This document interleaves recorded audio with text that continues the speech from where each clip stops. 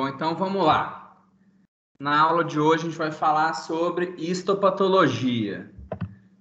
Primeiro, antes da gente começar a falar sobre histopatologia, o biomédico ele não é o profissional que pode laudar ensaios histopatológicos, mas ele pode fazer as colorações. E também, na pesquisa, quando ele trabalha com mestrado ou com doutorado, ele também pode trabalhar tanto fazendo quanto analisando.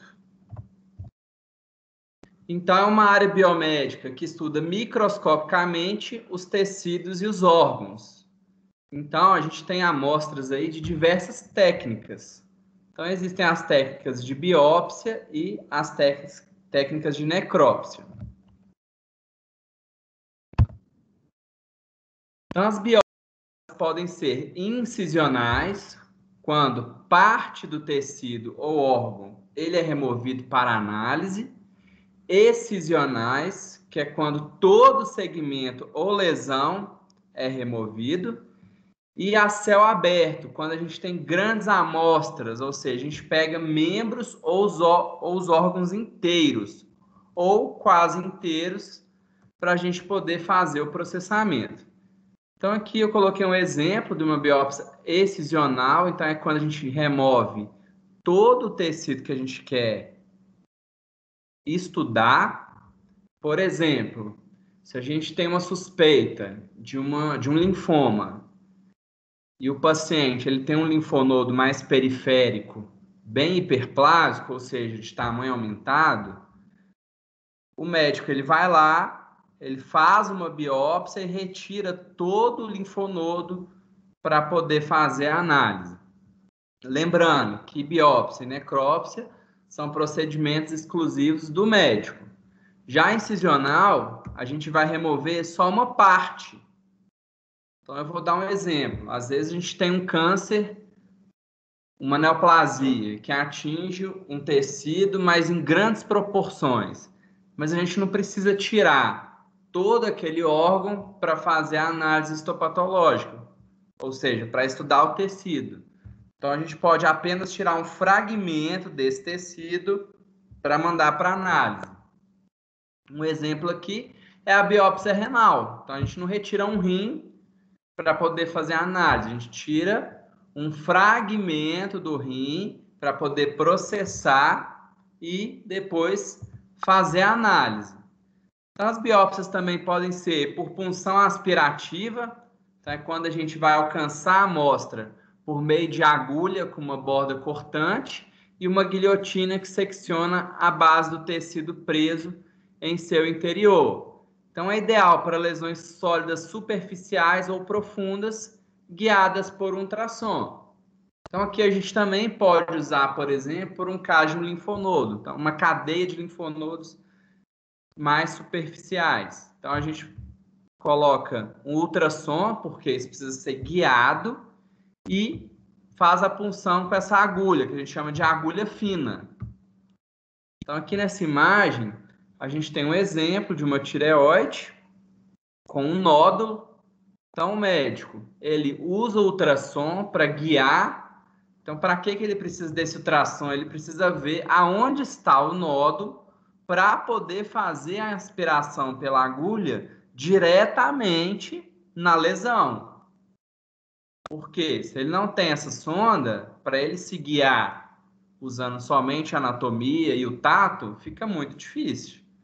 Então, o ultrassom ele é muito útil para poder fazer o rastreio da região em que ele precisa fazer a aspiração da biópsia. E a necrópsia ele é um procedimento pós-mortem que envolve os seguintes exames: físico superficial, ou seja, a gente tem um óbito.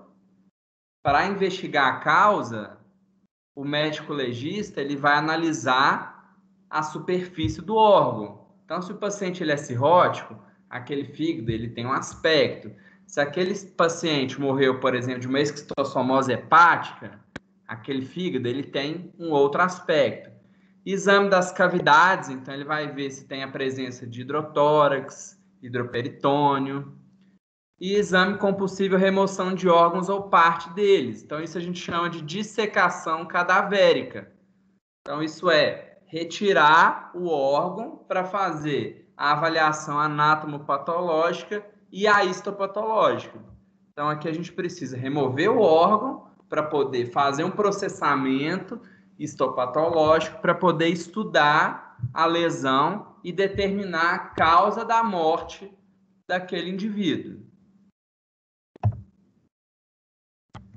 Então, aqui eu coloquei um exemplo. Aqui a gente tem um fígado, uma macroscopia. Então, basicamente, é assim que o estudo anatomopatológico se baseia. A gente vai ver a característica física. Então, a gente vê um fígado com aspecto cirrótico, com inúmeros nódulos fibróticos. E para confirmar, esse fígado ele vai ser processado. Então, no final disso, a gente tem uma lâmina de histologia para poder fazer a avaliação. Então, a gente usa algumas colorações especiais para determinados tipos de agentes para poder fechar o diagnóstico do paciente. Então, aqui a gente vê esses nódulos. Então, eles são circundados por esse tecido conjuntivo. E mais para frente, nós vamos descobrir qual que é essa coloração para a gente confirmar que isso aqui é um tecido conjuntivo fibroso. Porque se for uma técnica mais generalista, como por exemplo de HE, a gente não vai enxergar esse tecido azul, então a gente vai enxergar tudo rosa e roxo. Mas em anatomia patológica e histopatologia, a gente vai trabalhar com corantes também para confirmar o diagnóstico. Então são corantes que têm afinidade por determinada estrutura ou substância. Então, para a gente visualizar essas estruturas lá no microscópio, o fragmento ele tem que passar por um processamento, que a gente chama de processamento histológico. Então, esse fragmento ele tem que ser fixado, ele sofre uma clivagem, ele tem que desidratar, clarificar, impregnação e inclusão em parafina. Depois, a gente tem que fazer a microtomia para a obtenção da lâmina, com posterior remoção do material de inclusão e reidratação do corte, para a gente poder corar e fazer a montagem dessa lâmina. Então, é um processo super complexo e que envolve várias etapas e que precisa ser respeitado. Porque se a gente tem algum processo aqui que não ocorra da forma em que é protocolado, chegar lá no final, quando a gente tiver a lâmina montada e corada, a gente pode ter um material de má qualidade, cujo a análise vai prejudicar o laudo do paciente. Então, a primeira etapa é a fixação. É aquela que vai ocorrer imediatamente após a coleta do fragmento. Então, a gente vai lá no médico, faz uma colonoscopia ou uma endoscopia. Ele vai retirar um fragmento lá do seu intestino ou do seu estômago e ele tem que preservar em algum material. Então, essa preservação preserva a morfologia do tecido e vai evitar a autólise, que é a morte da célula. Além disso, o processo de fixação impede o crescimento bacteriano. Então, se a gente tem um material contaminado com bactéria, aquelas bactérias vão proliferando no tecido e aí a gente tem putrefação. Um material em estado de putrefação, a gente não consegue ver detalhes histológicos. Então, aí a gente tem mais um fator que vai prejudicar a análise. Então, os fixadores mais utilizados são o formol 10% e a solução de Buan, que tem como composição o ácido pícrico. Então, assim que o médico coleta o fragmento, ele já tem que colocar esse fragmento no formol.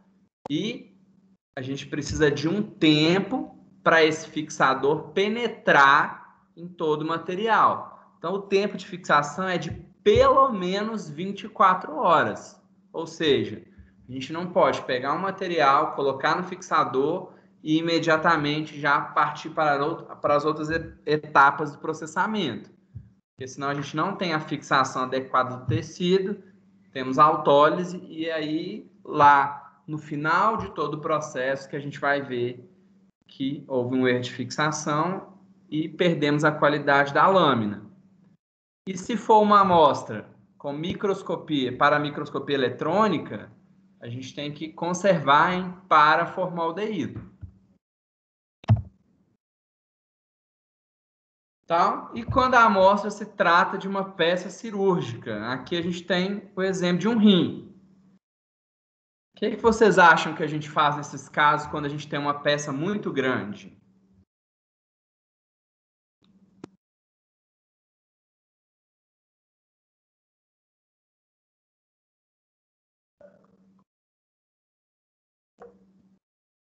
Fraciona. Exatamente, a gente precisa fracionar o material, ou seja, clivar esse material. Então, a gente tem fragmentos que são cortados antes do processamento histológico. E por que isso? Porque se a gente coloca um material muito grande assim para processar, a gente pode não ter fixação das partes mais internas, prejudicando a qualidade da lâmina. Então, esse processo de clivagem vai aumentar a penetração das soluções e também a gente aumenta a região que é vista lá no microscópio. Então, a gente pega um fragmento da peça para poder analisar. Próximo passo é a desidratação. Então, a desidratação ela é realizada no intuito de remover a água dos tecidos. Por quê? Porque a gente precisa processar aquele material e, no fim, ele tem que estar rígido e seco. Então, a gente vai colocar a amostra em soluções de graduação crescente de álcool. Então, quando a gente fala crescente, é do álcool menos concentrado para o mais concentrado. Então, esse processo vai retirando a água do material até que a gente use um álcool a 100%, ou seja, que a gente chama de álcool absoluto, para poder desidratar completamente esse material. Então, aqui só para vocês conhecerem, nos laboratórios de histopatologia, a gente tem essas soluções em frascos. Então, aqui a gente vê que essa solução está até mais escura, um pouco amarelada. Então, isso a gente já tem uma ideia que esse lado aqui é o menos crescente. Então, aqui a gente tem o álcool 70, 80, 90. E normalmente a gente passa por 2 álcoois absolutos para poder tirar completamente essa água. E aqui certamente vem o quê? Vem o formol também, que a peça ela estava impregnada no formol. A clarificação. Então, clarificação é a remoção da gordura emulsionada normalmente presente na amostra. Então, é um produto que é miscível em soluções alcoólicas. Então, o mais utilizado é o xilol. Então, quando a gente coloca essa amostra no xilol, depois dessa etapa, tudo que é preenchido por gordura vai se tornar um espaço vazio. Ou seja, a gente tem um adipócito. O adipócito tem gordura. A gente passa no xilol, o xilol ele vai dissolver essa gordura e a gente vai ter a célula intacta, mas no interior dela a gente vai ver um espaço vazio. Ou seja, lá na microscopia óptica a gente não vê gordura. A gente vê a presença do espaço vazio. Então, aqui é só para exemplificar. Então, essa aqui é a solução de xilol 100%. E aqui a gente tem um tecido adiposo, os adipócitos, com esse núcleo periférico. E dentro, onde tem a gordura, a gente passa a observar somente um espaço negativo, ou um espaço vazio.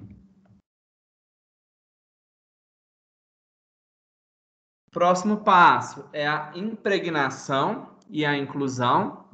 Então, para tornar a amostra dura o suficiente para ser cortada por micrômetros de precisão, há necessidade de 2 processos.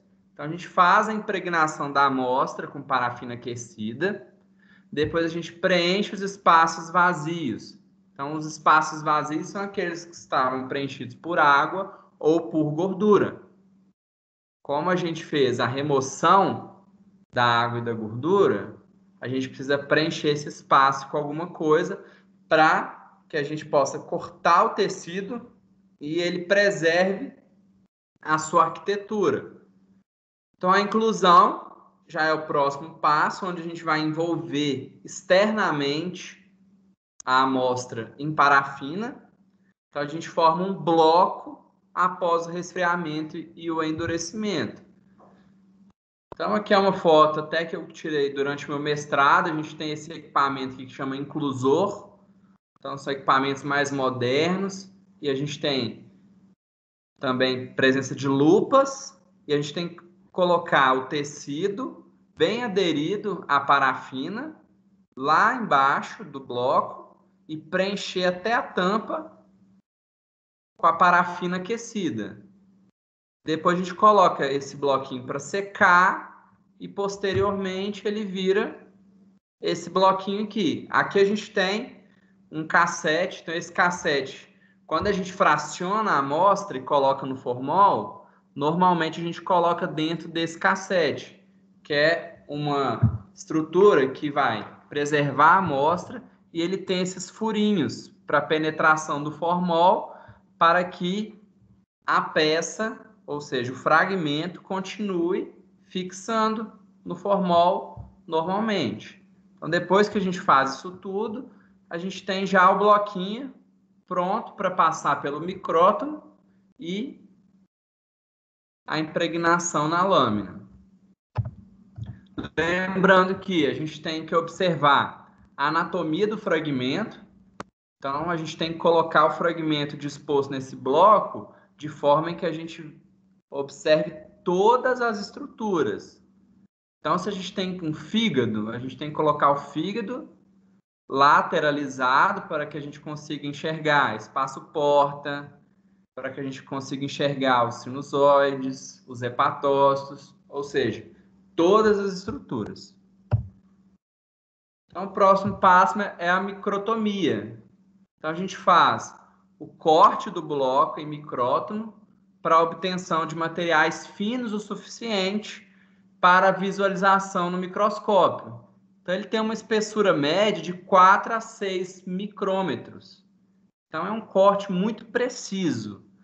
Então, aqui a gente tem um micrótomo, ele tem essa rodinha aqui que a gente vai movimentando ela em aspecto circular, e aí essa estrutura aqui ela vai se movimentando, e aqui temos uma navalha. A gente vai cortando o bloco até obter o fragmento para impregnar na lâmina. Então, isso aqui tem de 4 a 6 micrômetros. Então, a gente tem que ter uma navalha que esteja bem afiada e um profissional capacitado, porque também esse processo é muito crítico. Se a gente tem uma biópsia bem mínima, ou seja, um fragmento de um linfonodo que já é muito pequeno, a gente não pode colocar esse bloquinho aqui e sair cortando, porque se a gente não corta esse bloco direito, a gente pode acabar perdendo a amostra. E a amostra de anatomia patológica não é daquele tipo que a gente pode pedir uma recoleta, ou seja, ligar para o paciente ou para o médico e falar, olha, preciso que extraia um outro linfonodo. Não existe. Às vezes a gente tem só uma lesão. E aí a gente vai ter um problema sério. Então, aqui, mais o outro passo, exemplificando. Então, a gente acopla esse bloco de parafina no micrótomo, gira ele e a navalha vai cortando esses fragmentos, bem claros. Então, esses fragmentos são os que a gente vai colocar na lâmina. Então, aqui do lado do micrótomo, normalmente tem uma bacia com água. A gente coloca esses fragmentos na água para estirar o fragmento. E aí a gente vem com a lâmina debaixo dele e pesca o fragmento para poder confeccionar essa lâmina. Então, aqui eu coloquei um videozinho bem explicativo para vocês verem como que funciona o micrótomo.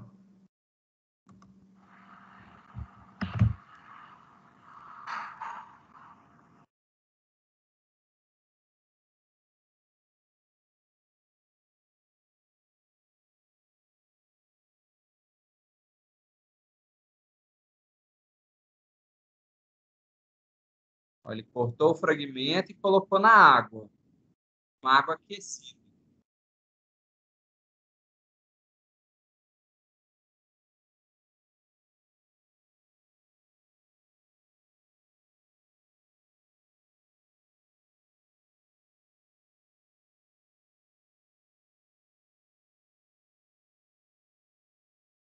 Olha, cada vez que uma fileira de filamentos para poder confeccionar a lâmina.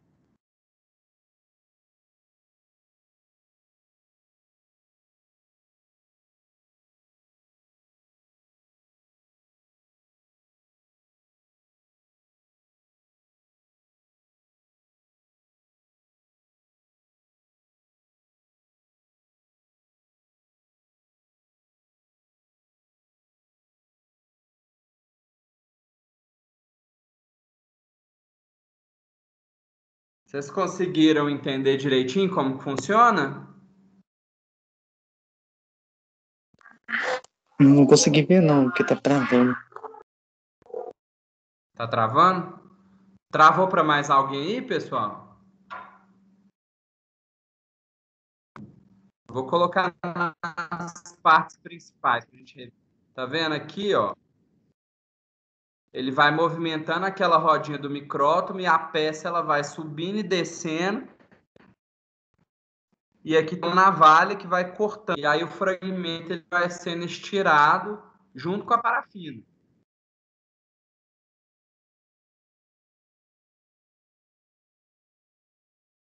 Então aqui embaixo a gente vê esse fragmento já fracionado ou microtomizado. Então tudo que a gente está vendo nessa fitinha aqui é a parafina e o tecido de interesse está aqui também. Então, aqui do lado, a gente vê essa bacia aqui, que é um banho-maria. Então, aqui a gente tem uma água quente, então ele vai tirar esses fragmentos, colocar na água quente. E aqui do lado mesmo a gente já consegue ver umas lâminas com o fragmento já colocado. Então, ele vai mergulhar essa lâmina na água e vai pescar esses fragmentos para montar a lâmina.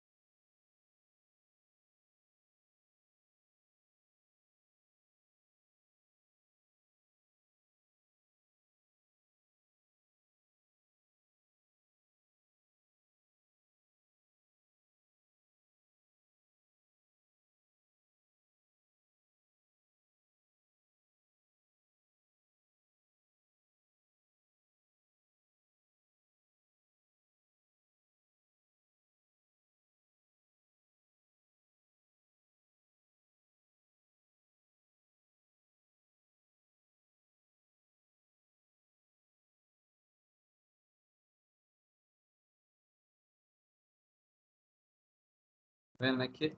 Aqui ele está com uma lâmina imersa no banho-maria para coletar o fragmento que ele colocou para estirar na água quente.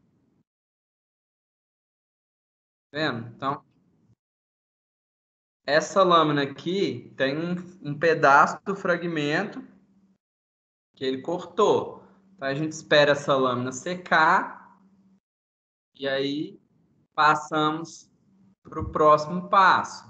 Então, lembrando que o laboratório de anatomia patológica a gente não pode dar o laudo, mas a gente pode trabalhar fazendo todos esses processos.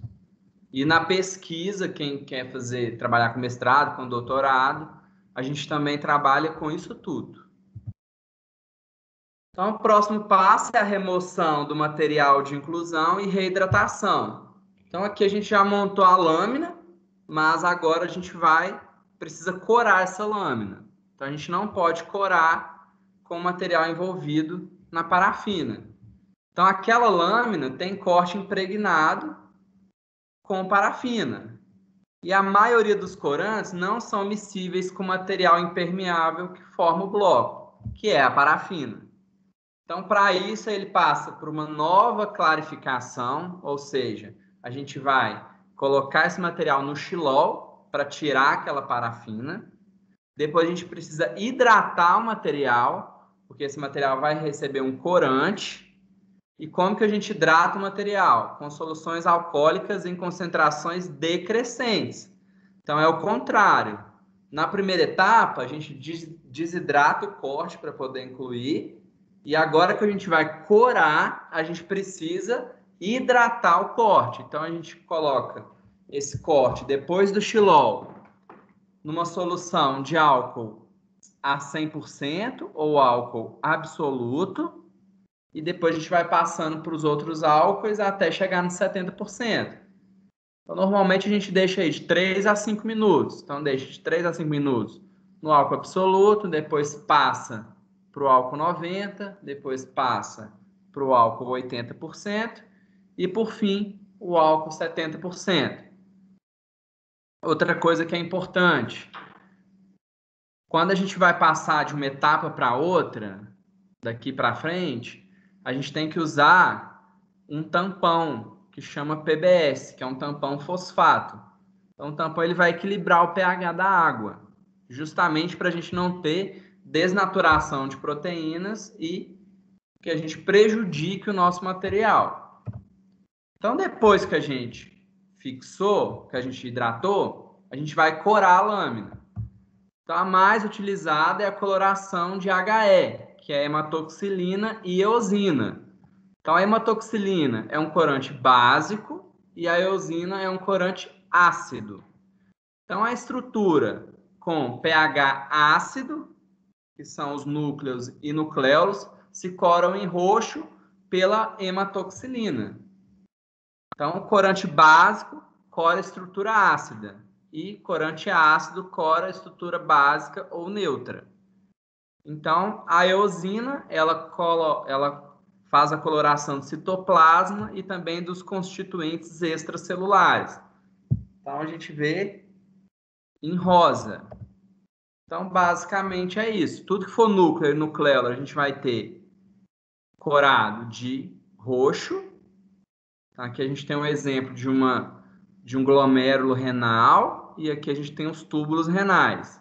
Então, tudo que a gente está vendo de roxinho são os núcleos das células e tudo que a gente está vendo de rosa é o citoplasma ou então a matriz extracelular. Então, a gente também tem outras colorações, como o ácido periódico e reativo de Schiff, que a gente chama de coloração de PAS. Então, PAS, cloridrato de carbono. Então, é útil para avaliar mucina e glicogênio. Então, a gente vai ver que a gente tem um tipo de degeneração que chama glicogenose, que é o acúmulo de glicogênio dentro da célula, e a gente usa a coloração de PAS para poder confirmar esse acúmulo e também, nos casos de pesquisa, para corar muco.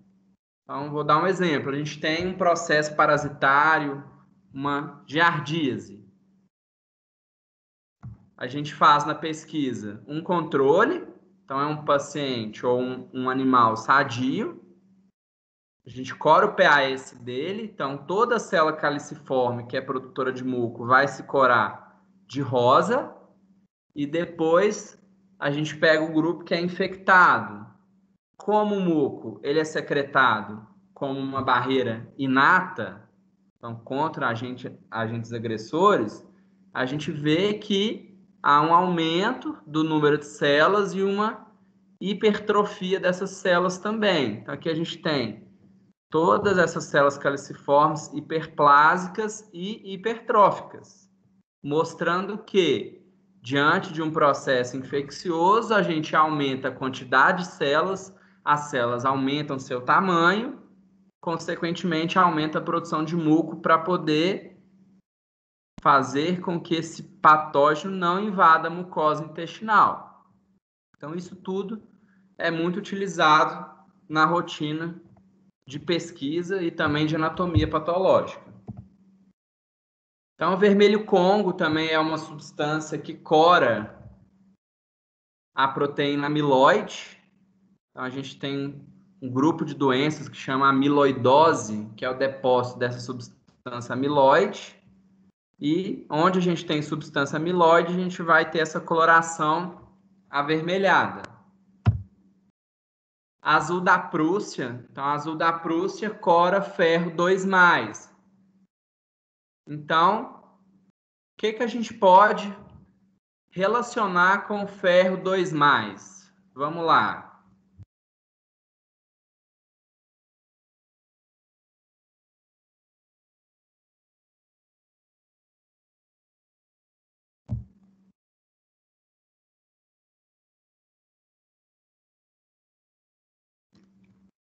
O ferro é composição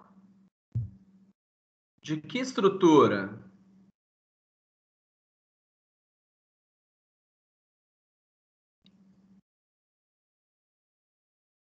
Todo mundo aqui já fez hematologia?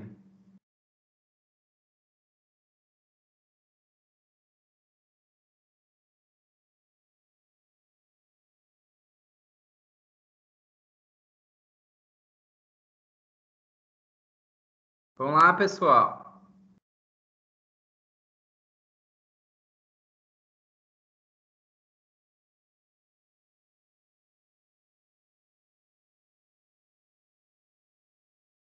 O ferro está nos leucócitos, nas hemácias ou nas plaquetas?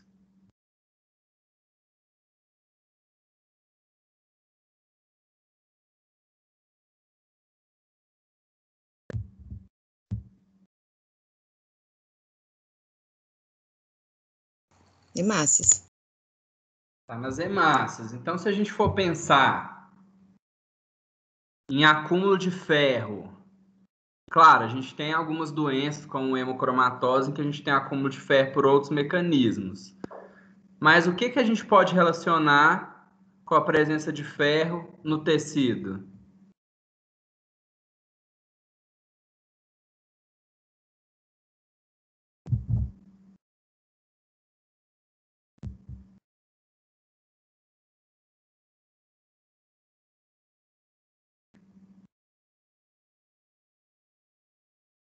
É normal a gente ter sangue no tecido?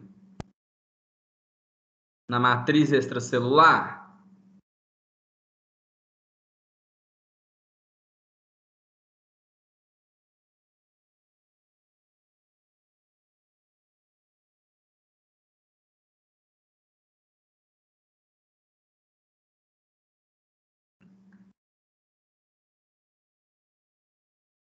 O que vocês acham? Aonde fica a hemácia?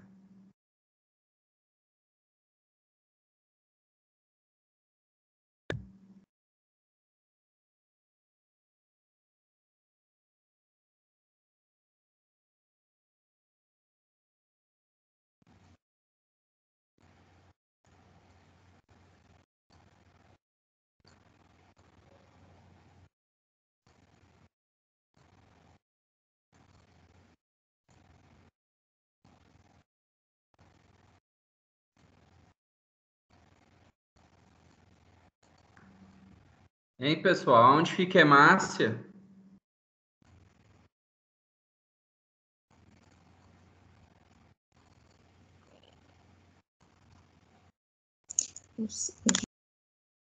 Oi?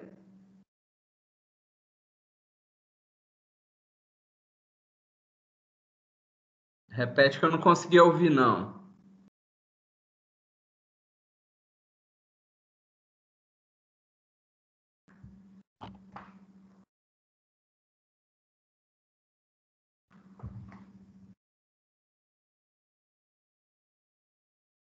Hemácia fica dentro do vaso sanguíneo, não é isso? Quando a gente tem a saída dessa hemácia para o tecido, para a cavidade ou para fora do corpo, como que isso chama?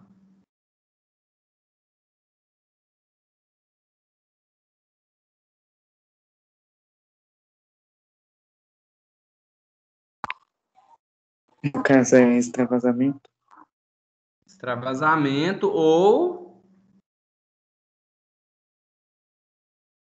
Vou dar um exemplo. Você sofreu um acidente. Aí você cortou uma artéria femoral. Começa a sair sangue sem parar.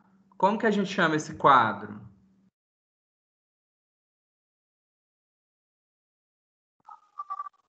Borrágico. Hemorragia. Hemorragia. Então, aqui a gente consegue ver o quê? Uma hemorragia tardia. Por quê? Porque o ferro aqui já está livre. Então, o azul da Prússia ele é muito útil para verificar a hemorragia tardia. Então, quando a gente vê ele na hematoxilina e eosina, a gente vê essas estruturas acastanhadas. Então, pelo formato, a gente pode sugerir que é a presença de hemosiderina, mas para a gente confirmar se tratar de hemosiderina, a gente precisa fazer essa coloração de azul da Prússia. Então, vai corar o ferro 2+. Então, aonde tiver hemosiderina, a gente tem a presença de ferro. Então, a gente vai corar tudo que tem ferro 2+ de azul. Então, aqui a gente tem um infarto renal e foi um infarto que gerou uma hemorragia. Então, esses túbulos aqui, ó, estão com alta concentração de ferro 2+, ou seja, ferro, hemosiderina, hemorragia. Então, a gente pode usar essa coloração para inúmeras outras situações. Então, a gente tem um tipo de anemia que chama anemia sideroblástica. Na anemia sideroblástica, o ferro ele fica retido lá no eritroblasto e a gente não consegue formar a hemácia. Então, a gente não tem a formação do grupamento M, que é o ferro e protoporfirina. Então, esse ferro ele fica retido e o eritroblasto ele fica em forma de anel. Então, a gente chama ele de sideroblasto. Para confirmar essa retenção do ferro lá no sideroblasto, o médico ele faz uma punção de medula e pede para fazer a coloração de azul da Prússia, que aí a gente vai ver o sideroblasto em forma de anel, confirmando a retenção do ferro, porque a gente vai ver o eritroblasto corado com o pigmento de ferro, mostrando essa retenção. Então, o próximo é o tricômico de Gomori. Então, ele cora colágeno. Então, aqui a gente tem um parênquima hepático cirrótico. Então, a gente vê esses pseudonódulos envoltos por tecido conjuntivo fibroso. Então, na coloração de hematoxilina e eosina, a gente vê esses filamentos rosa. Mas para a gente confirmar que aquilo é tecido conjuntivo fibroso, ou seja, que é um colágeno, a gente tem que fazer o tricômico de Gomori, onde a gente vai observar essa coloração esverdeada. Então, isso é muito útil também para avaliação de infarto. Então, a área de infarto antigo. Às vezes, um paciente ele tem um infarto antigo, se cura, mas ele tem um novo infarto. Ele vai ao óbito, na necrópsia, o médico ele vai retirar o coração, vai passar por todo aquele processo e aí vai fazer a coloração de HE e de Gomori. Então, quando a gente faz a avaliação do Gomori, se a gente vê a área de tecido conjuntivo fibroso, a gente sabe que ele teve uma área de infarto antigo. Ou seja, o paciente já teve infarto há mais tempo, o tecido que era de fibra muscular cardíaca foi substituído por tecido conjuntivo fibroso. Então, depois que a gente cora, a gente vai fazer a montagem. Então, após a coloração, o corte ele é novamente desidratado.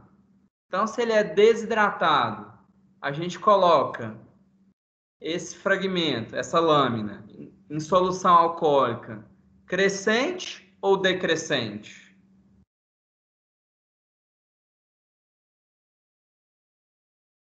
Crescente é 70, 80, 90. Decrescente é 100%, 90%, 80%, 70%.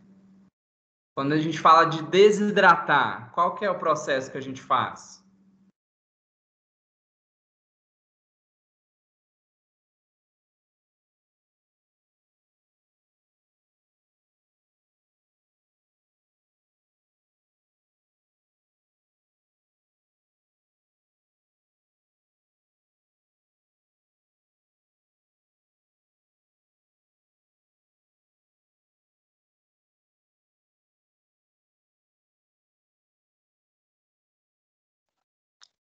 Recente. Crescente? Do álcool menos concentrado para o mais, não é isso? Acho que é. Certíssimo. Por quê? Porque a gente precisa retirar a água. Quanto mais concentrado, menos água a gente tem. Então, a gente coloca do 70 ao absoluto, ou 100%. Então, depois que a gente desidrata esses cortes, a gente vai montar as lâminas para poder observar no microscópio.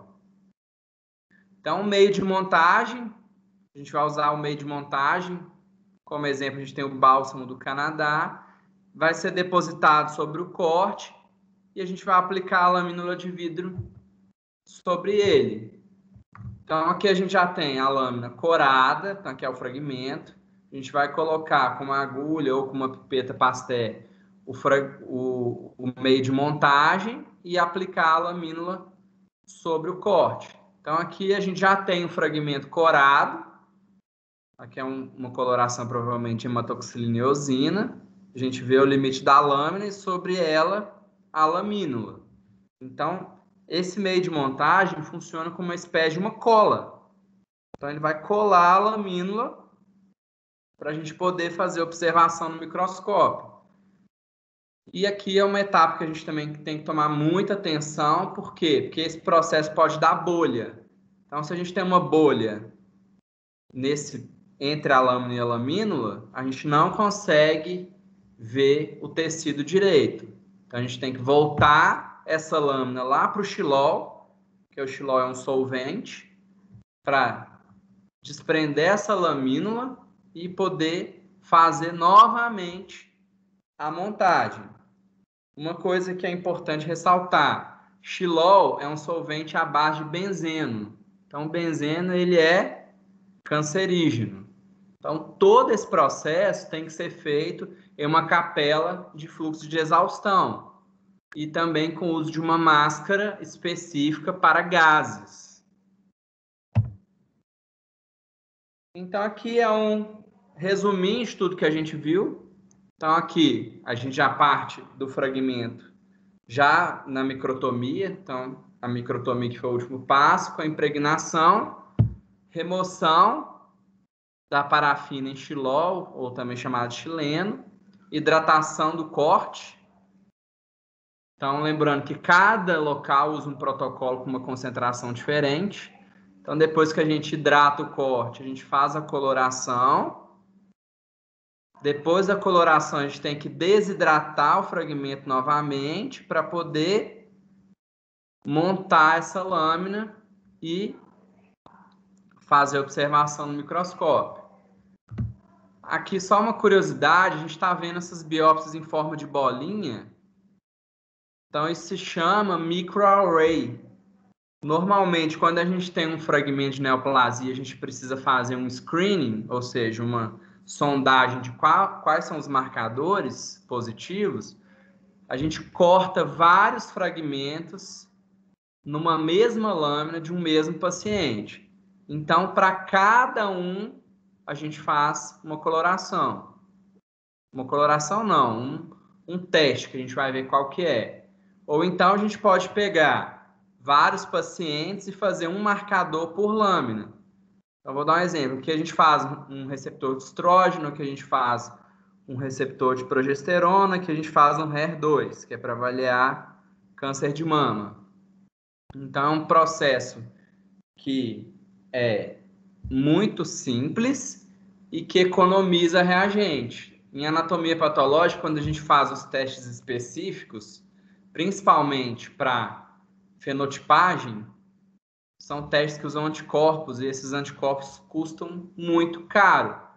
Então, sempre que a gente pode, a gente tem que economizar. E a maioria desses anticorpos são importados.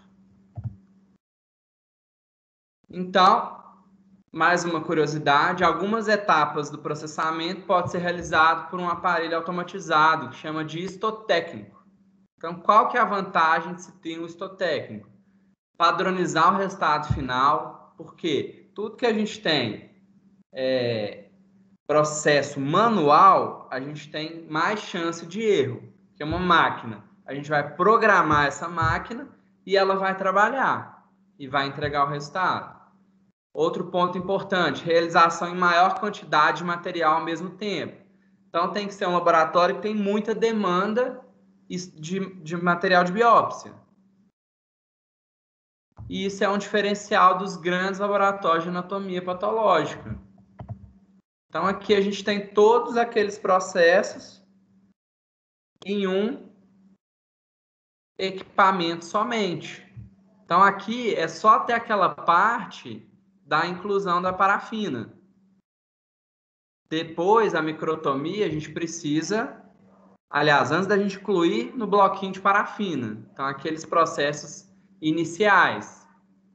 Depois disso, a gente tem que programar essa máquina e o fragmento estando já parcialmente processado, a gente só inclui no bloco de parafina e faz a microtomia para poder fazer a coloração.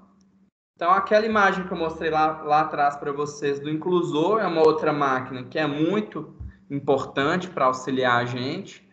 Então, ele tem uma lupa, ele tem lanternas e ele tem também já a parafina líquida, que a gente controla a temperatura dessa parafina e a gente já tem aqui os cassetes, que são onde a gente vai colocar o material para poder incluir.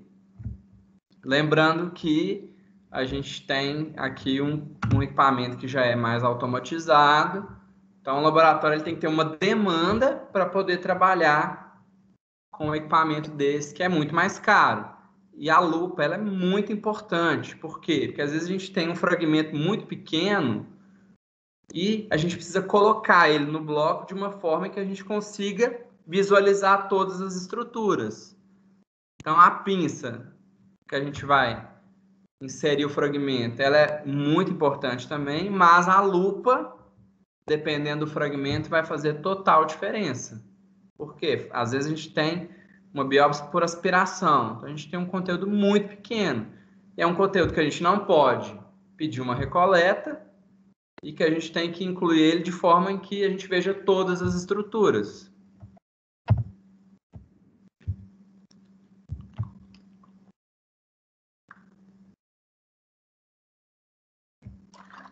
Agora a gente vai falar um pouquinho da imunohistoquímica. Então, sempre quando a gente fala de anatomia patológica, um dos testes que mais se usam dentro do laboratório é a imunohistoquímica. Então, ela é uma técnica complementar. Então, lembrando, a gente sempre faz uma lâmina de hematoxilina e eosina e depois a gente faz uma outra coloração complementar. Então, é um teste que vai identificar a expressão proteica celular através da reação antígeno-anticorpo. Então, ela é útil para determinação de linhagens celulares, de tumor e também de receptores hormonais das células neoplásicas. E também é útil no diagnóstico de algumas parasitoses, como, por exemplo, a leishmaniose. Então, resumindo, é a gente ter um antígeno e aplicar um anticorpo para detectar o antígeno. Então, a gente tem marcador para inúmeros tipos celulares, para parasitos, para células. E como que é o processo? Então, a gente tem esse rosinha aqui é o tecido, então é o nosso bloquinho de parafina. Então, naquele tecido tem os antígenos. Então, quando a gente tem um antígeno, a gente vai buscar esse antígeno, a gente usa um anticorpo primário. Então, esse anticorpo ele pode ser policlonal ou monoclonal. Então, o policlonal reconhece mais de um tipo de epítopo e o monoclonal vai reconhecer apenas um epítopo. Esse anticorpo primário, normalmente, ele é comercializado. Então, eu vou dar um exemplo. Aqui a gente tem um antígeno de leishmania. Então, a gente vai usar um anticorpo anti-leishmania. Ou então, aqui a gente tem um receptor de estrógeno. Anticorpo anti-receptor de estrógeno. Então, esse anticorpo vai se ligar e a gente vai usar um anticorpo secundário associado com uma enzima, que é o complexo avidina-biotina, e um cromógeno, que é o DAB, ou então chamar de diaminobenzidina. Então, a gente tem também o peróxido de hidrogênio, que é a água oxigenada, que é o que vai catalisar essa reação. E aonde tiver antígeno, a gente vai ver uma coloração acastanhada. Lembrando que esses anticorpos, eles têm que casar entre si. Normalmente, a gente tem um anticorpo produzido em um animal contra um antígeno do humano. Pode ser um coelho, por exemplo. Então, é um anticorpo anti-estrógeno fabricado em coelho. E o anticorpo secundário ele tem que ser específico. Então, ele tem que ser anti-coelho. Porque ele tem que ligar no anticorpo do coelho. Se você usar anticorpos de espécies diferentes, por exemplo, que a gente tem um anticorpo anti-estrógeno fabricado em um coelho. Mas a gente usa um anticorpo secundário anti-cabra. Então, ele vai ligar no anticorpo da cabra, que tem o anticorpo do coelho. Aí a gente não tem essa reação, não tem. No procedimento de lavagem, né? A gente vai lavar essa reação toda, porque a gente não teve ligação, e aí a gente não tem a geração de corpo. Então, sempre quando a gente vai padronizar alguma reação, a gente precisa pegar o datasheet, que é a bula dos anticorpos, e ler se a gente pode casar um anticorpo com o outro. Então, aqui eu trouxe um exemplo, que é receptor de estrógeno, receptor de progesterona e o receptor HER2, que é um fator de crescimento epidérmico, associado à proliferação celular do câncer de mama.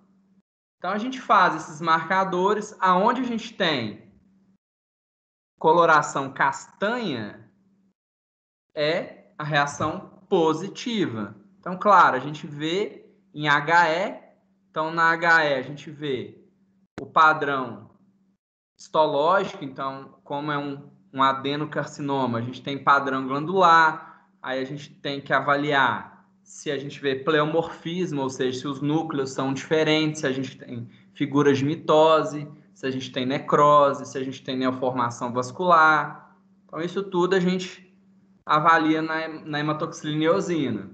Mas para a gente poder caracterizar qual que é o tipo de tumor, para ajudar o médico no prognóstico e no tratamento, a gente vai fazer a imunistoquímica.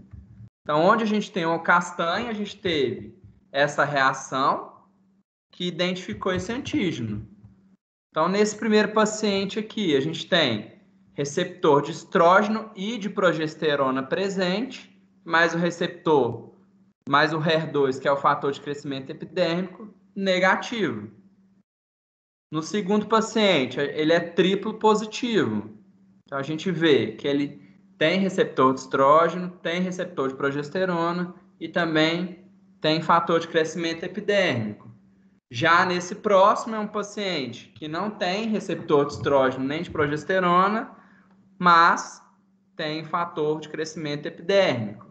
E no quarto é aquele câncer que a gente chama de triplo negativo. Então, são aquelas células que não expressam nenhuma dessas marcações. Então, também é um câncer muito agressivo. Até aqui, se a gente for olhar, claro, num menor aumento e bem panorâmico, a gente vê que esses rearranjos aqui estão bem pleomórficos. Então, esses núcleos aqui, a gente vê que eles são cada um de um tamanho. Aqui a gente já vê uma arquitetura mais preservada, a gente consegue ver figuras de mitose.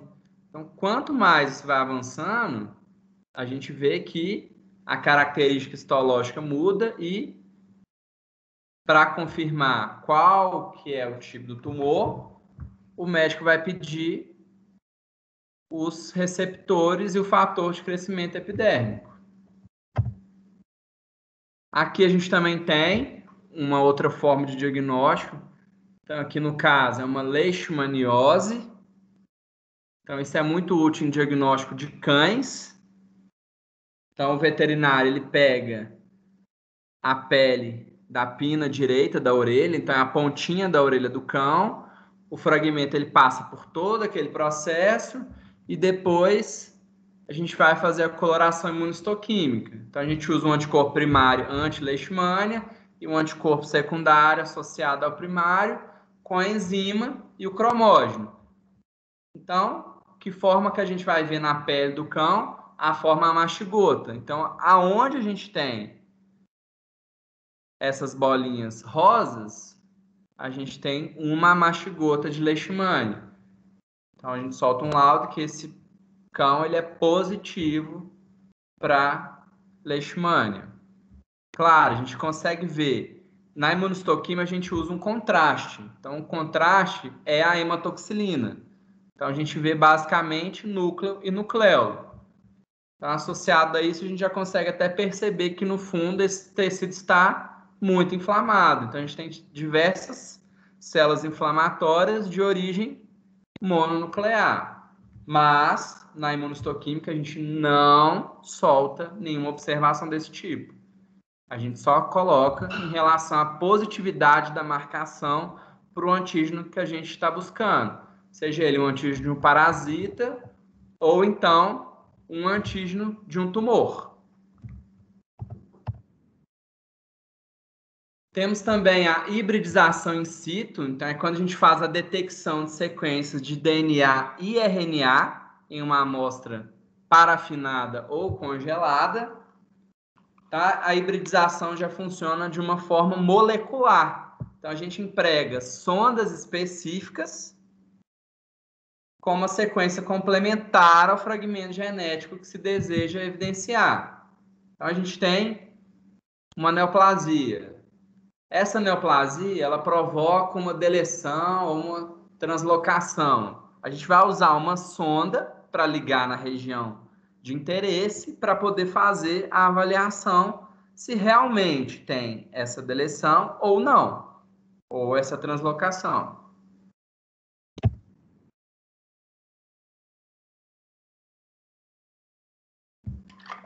Então, se a gente tem positividade da amostra, ou seja, aquela sonda se ligou na região específica, isso vai gerar uma fluorescência, ou seja, a sonda ela é fluorescente. Então, é uma técnica útil para o diagnóstico viral, como, por exemplo, HPV e as hepatites, bactérias intracelulares e também certos tipos de tumores malignos, como, por exemplo, leucemia, linfoma e o câncer de mama. E a gente faz a visualização das colorações histológicas e da imunistoquímica através de microscopia óptica. E o marcador fluorescência ou radioativo a gente vê em microscópio eletrônico de fluorescência ou confocal. Então, aqui a gente tem um microscópio óptico e aqui a gente tem um microscópio de fluorescência e um confocal. Então, o confocal ele vê basicamente fluorescência. E a gente sempre tem nesses equipamentos de fluorescência um monitor acoplado para a gente poder fazer a digitalização das imagens. Então, aqui a gente tem um exemplo de uma hibridização do HER2. Então, aqui a gente tem o HER2 sem amplificação, então é normal a gente ter os dois genes, mas quando a gente tem um aumento da expressão do HER2, ou seja, uma amplificação, a gente vê maior quantidade de fluorescência nas células analisadas. Então, a gente solta o laudo mediante o que a gente vai observar. Se a gente tem aumento de amplificação ou não. Até agora ficou tudo claro, pessoal?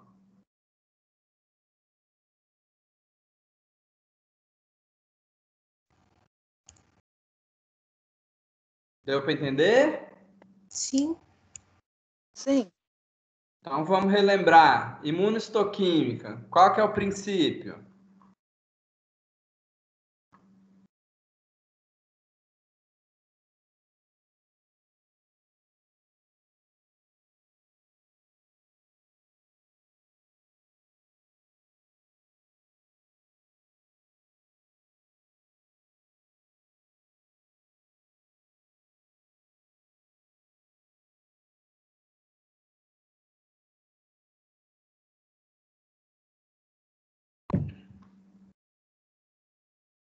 Vamos lá, pessoal.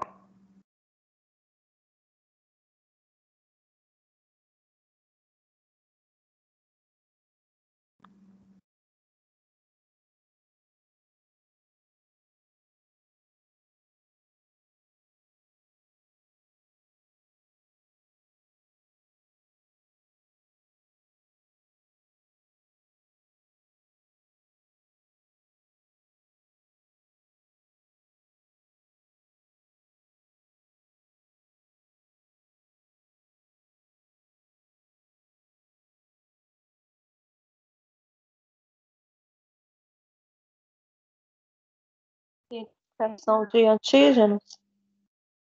De antígeno, anticorpo. Então, a ligação, princípio de antígeno, anticorpo. E quais são os anticorpos que a gente usa? É um só?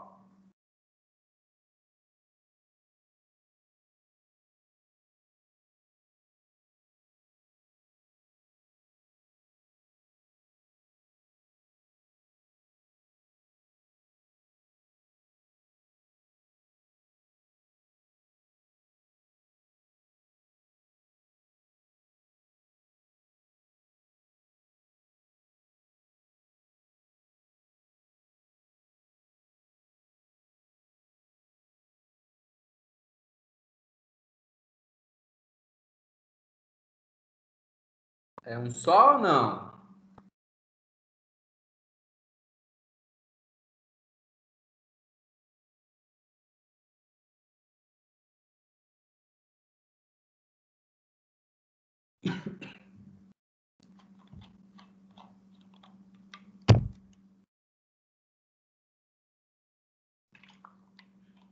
Então vamos voltar lá.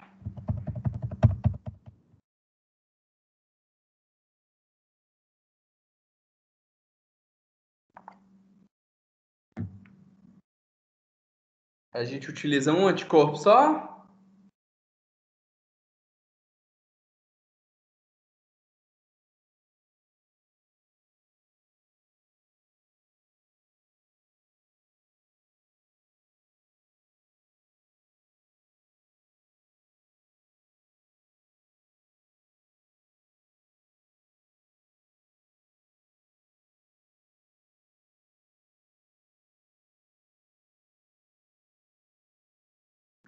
São dois, né? E é importante que o segundo tem que reconhecer a espécie do primeiro. Então, ele é produzido em uma outra espécie, mas ele tem que ser contra o anticorpo primário. Então, se aqui é produzido em coelho, aqui pode ser um anticorpo de cabra anti-coelho. Então, se a gente não tem essa ligação, a gente não tem a reação, com isso a gente tem o falso negativo. Então, falso negativo por quê? Porque a gente usou o anticorpo errado e a gente tinha o nosso antígeno. Deu para entender?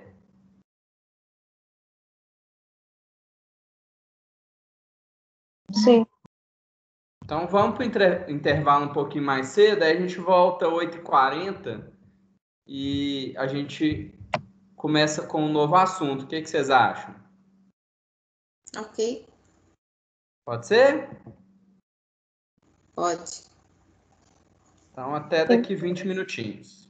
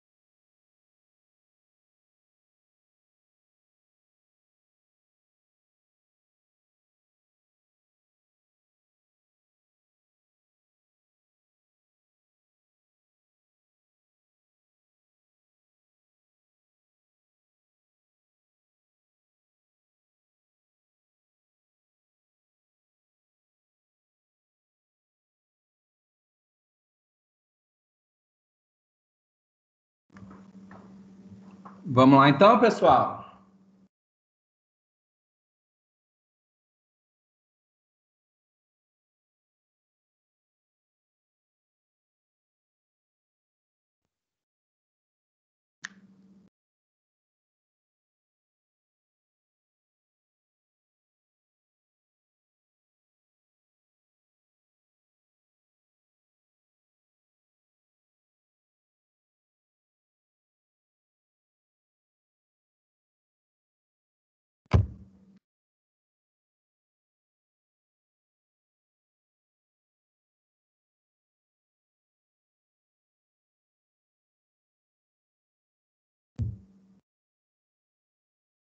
Todo mundo me ouvindo? Sim.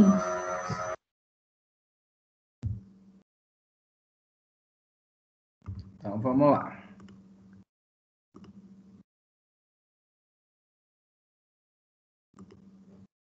Apareceu aí para todo mundo? Para mim tá aparecendo. Aparecendo. Para mim também. Então, a gente vai dar só uma pinceladinha agora na histologia, para na próxima aula a gente já entrar na patologia. Então, o tecido é um conjunto de células semelhantes e relacionadas. Então, todo esse conjunto desempenha as mesmas funções básicas. E além das células, o que a gente vai encontrar nos tecidos? Substâncias intercelulares, ou seja, que ficam entre as células, que são as fibras colágenas, reticulares ou elásticas. Então, são aquelas estruturas que fazem a sustentação desse tecido. Substâncias amorfas, como, por exemplo, material gelatinoso glicídico. E líquido tecidual, que é o plasma sanguíneo, que vai variar de acordo com o tecido. Então, a gente tem diversos tipos de tecido epitelial. Então, a gente tem epitélio de revestimento, epitélio glandular e os neuroepitélios. Então, a gente vai ver que cada tecido tem o seu formato para desempenhar suas funções básicas. Então, vamos relembrar lá do começo. Qual que é o corante que cora núcleo e nucleolo das células?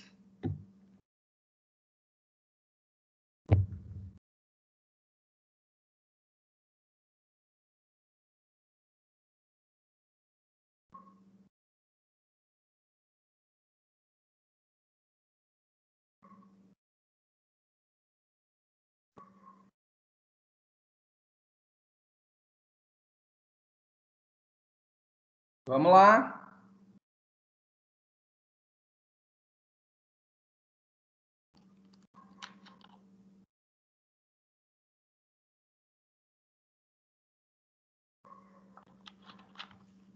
Hematoxilina ou eosina?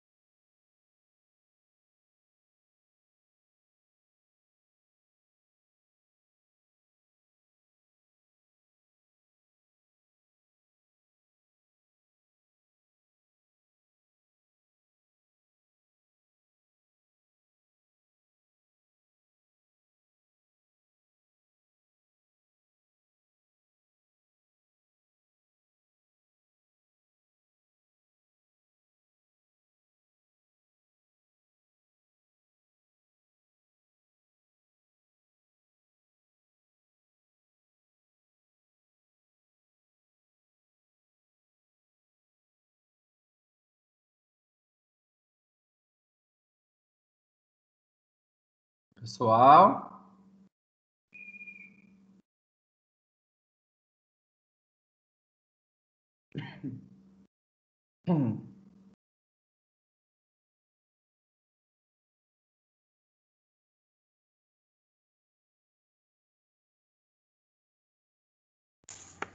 Repete aí, César. Qual que é o corante que vai corar o núcleo da célula? Hematoxilina ou eosina? Hematoxilina. Hematoxilina. Por Hematoxilina. quê?